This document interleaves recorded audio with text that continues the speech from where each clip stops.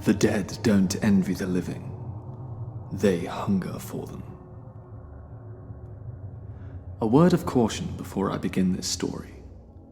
For the past year, I have been researching the most terrifyingly true horror stories of all time.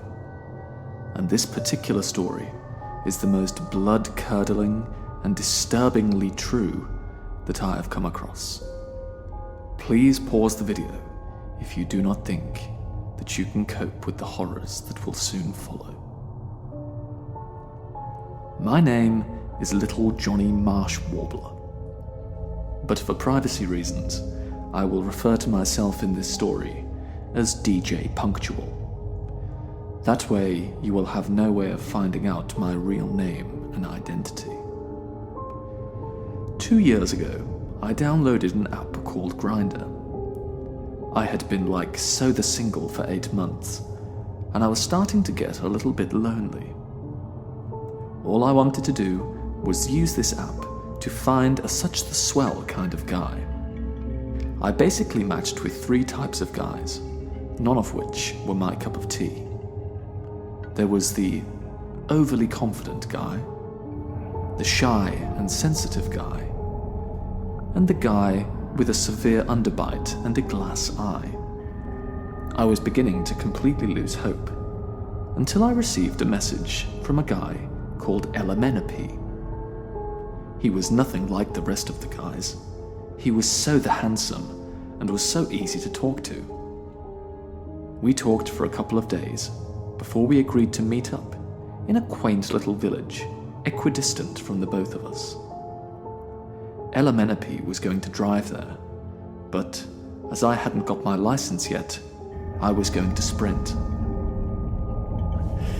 I received a text mid-sprint that told me to meet him at the car park of the old abandoned warehouse.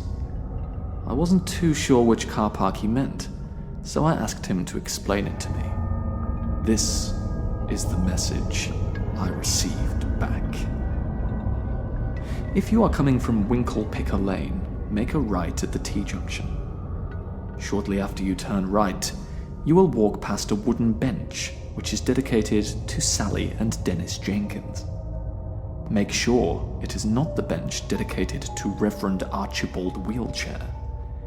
If you walk past that bench, you have gone too far. Just after the bench, cross the road and take a left onto Pontefract Place. All you need to do from there is continue down that road until you see a small painted wooden pheasant on the side of the road. Once you have seen that pheasant, you are about a quarter of the way there. But I won't bore you with the details too much. Eventually, I arrived. If I could take back this moment, I would. But I can't.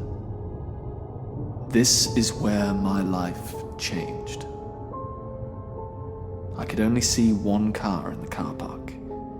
It was a red Peugeot 107. It had a personalized number plate, the letters LMNOP. That must be him. I slowly walked up to it and knocked on the window. There was no answer. I peered inside the window to see where he was, but I couldn't see him. The windows were steamed up. What had happened to him? I was alone in an abandoned car park, with nothing but a Lemson Max and a life-size model of a heron. I tried to open the door. This is where my life changed forever. The door was locked. I never did find out what happened to Elemenepe. Some say he died. Codswallop, in my opinion. I think he's out there still, too tired to carry on. Toodaloo.